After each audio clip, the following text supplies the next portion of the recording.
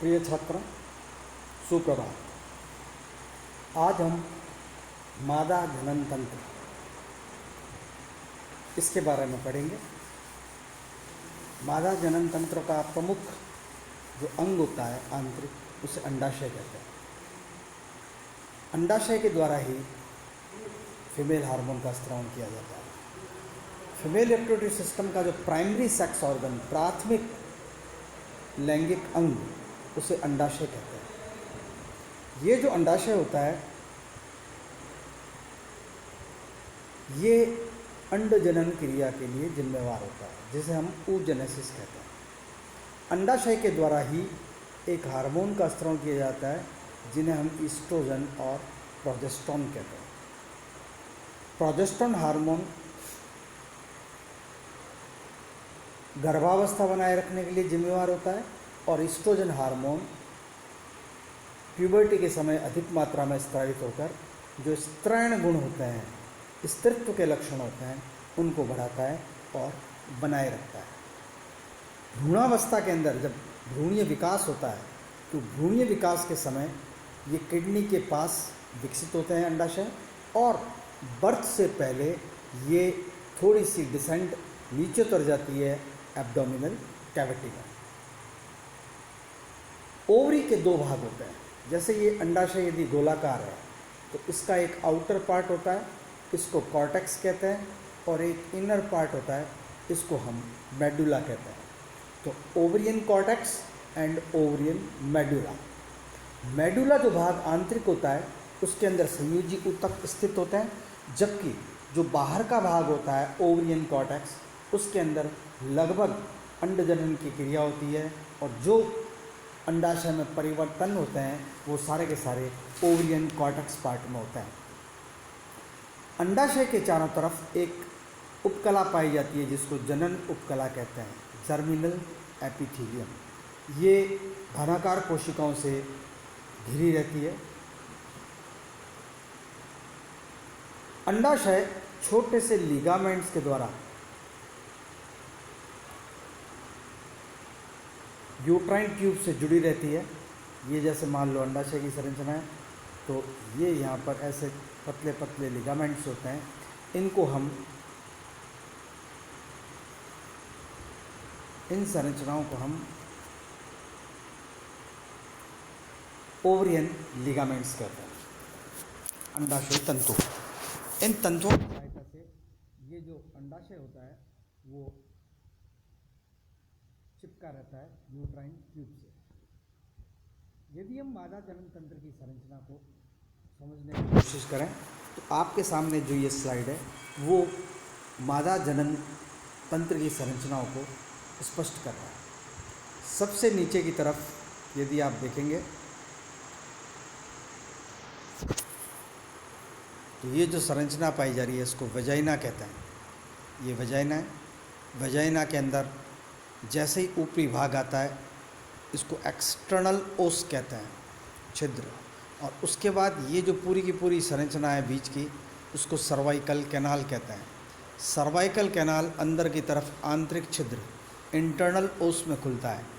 Internal ओस में खुलने के बाद यदि हम देखें तो ये बाहर का ये सैकनुमा संरचना इसके बाद जो दिख रही है, ये यूट्रस यानी कि गर्भाशय कहलाता है।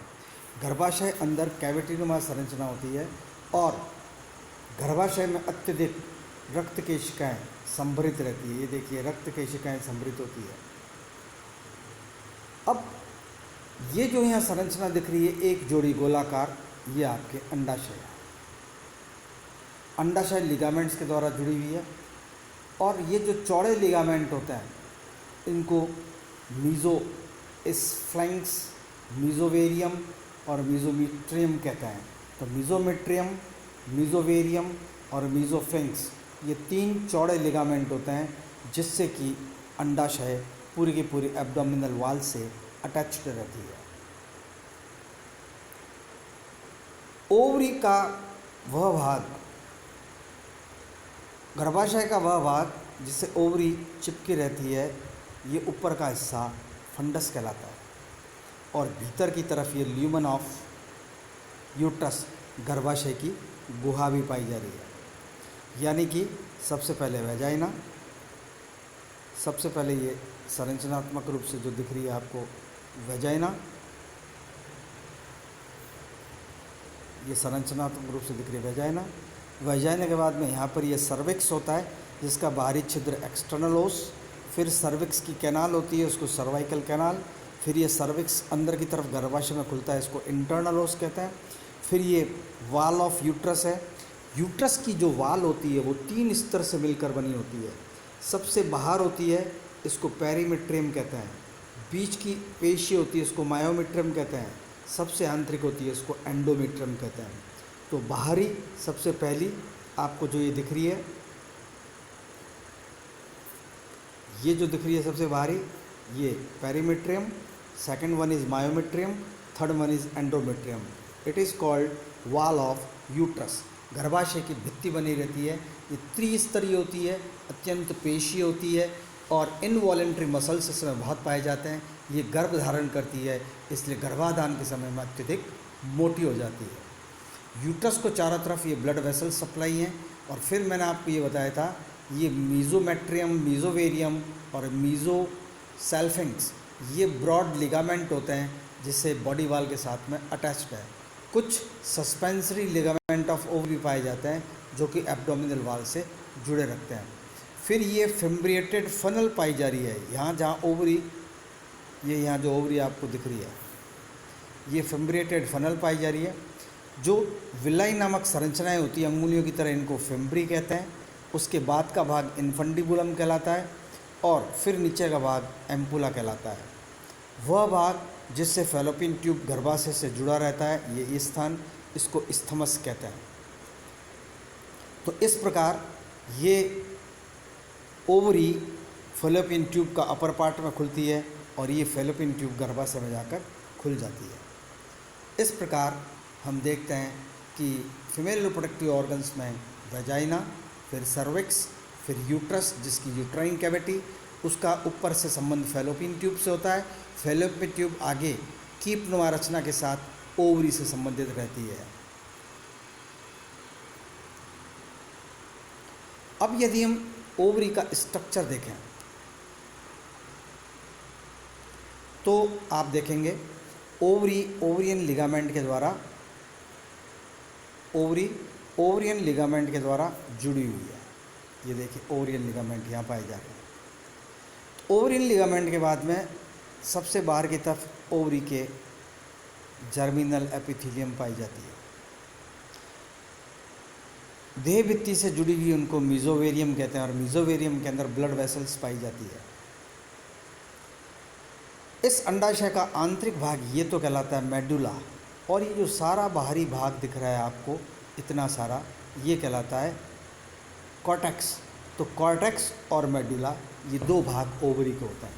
सारे जो चेंजेस ओवरी के अंदर होते हैं, अंड का निर्माण होता है, वो सारा का सारा कॉर्टेक्स पार्ट के अंदर होता है। कॉर्टेक्स पार्ट में सबसे पहले बनने वाली जो संरचना होती है उसको हम प्राइमोर्डियल फॉलिकल कहते हैं, जो कि जर्मिनल एपिथेलियम की कोशिकाएं होती है, उनसे इनका निर्माण होता है। प्राइमरी फॉलिकल के बाद जो ये जर्मिनल प्राइमोर्डियल फॉलिकल्स बनते हैं, इसके बाद इनके चारों तरफ कोशिकाएं व्यवस्थित होने लगती हैं, इनको हम प्राइमरी फॉलिकल्स कहते हैं। प्राइमरी फॉलिकल के अंदर और कोशिकाएं जमा होने लगती है और धीरे धीरे ये प्राइमरी फॉलिकल सेकेंडरी फॉलिकल में कन्वर्ट हो जाता है। सेकेंडरी फॉलिकल में कन्वर्ट होता है उससे पहले उस साइड की चारों तरफ जिन कोशिकाओं का जमाव होता है, उन कोशिकाओं को हम कणिकीय कोशिकाएं, मेम्ब्रेना ग्रैनुलोसा सेल्स कहते हैं, और भीतर ये oocyte होता है।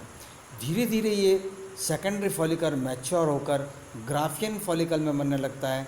ग्राफियन फॉलिकल में बनता है तो इसके अंदर एक कैविटी विकसित हो जाती है जिसको हम एंट्रम या फॉलिकुलर कैविटी भी बोलते हैं।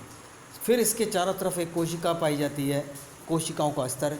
इस कोशिकाओं के स्तर को हम जोना पेलुसिडा कहते हैं, जो कि प्राइमरी एग लेयर की भांति काम करते हैं। और सबसे भीतर जो ये सेल पाई जाती है उसको हम oocyte कहते हैं। ये जो पूरी संरचना बनी है उसको हम ग्राफियन पुटिका कहते हैं।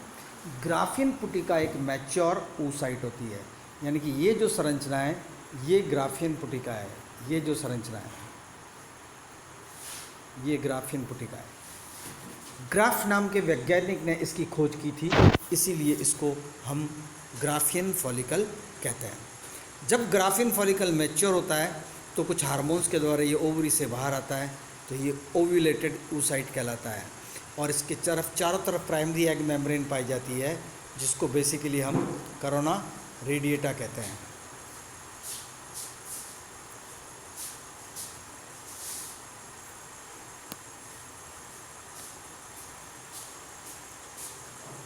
ये देखिए, ये जो लेयर पाई जा रही है इसको हम कोरोना रेडिएटा कहते हैं।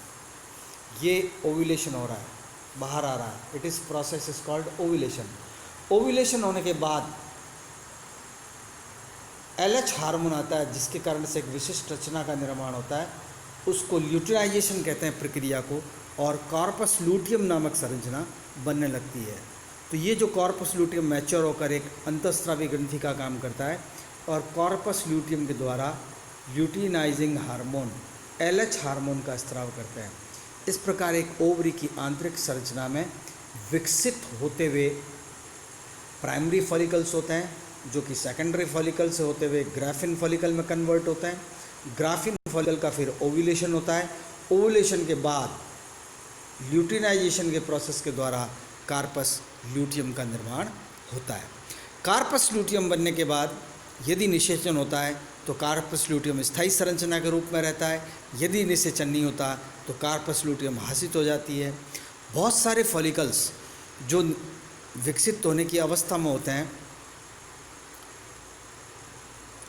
वो विकसित हो जाते हैं, कुछ फॉलिकल्स हासित रह जाते हैं। उसके बाद जब कॉर्पस एब्लिकन्स समाप्त होती है तो कॉर्पस लूटियम जो डीजनरेट होती है उसको अपन कॉर्पस एब्लिकेंस कहते हैं, एक अवशिष्ट के रूप में रहती है। इस प्रकार ओवरी की ये आंतरिक संरचना है। तो हमने फीमेल रिप्रोडक्टिव सिस्टम्स के बारे में पढ़ा, जननांगों की अतिरिक्त ग्रंथियाँ देखी, और एक ओवरी की संरचना पढ़ी। ओवरी की संरचना में oogenesis होता है। अब हम फीमेल रिप्रोडक्टिव सिस्टम्स में हार्मोन्स और उसके काम, मेंस्ट्रुअल साइकिल और ओवरियन साइकिल को विस्तृत रूप से आगामी व्याख्यान के अंदर पढ़ेंगे। धन्यवाद।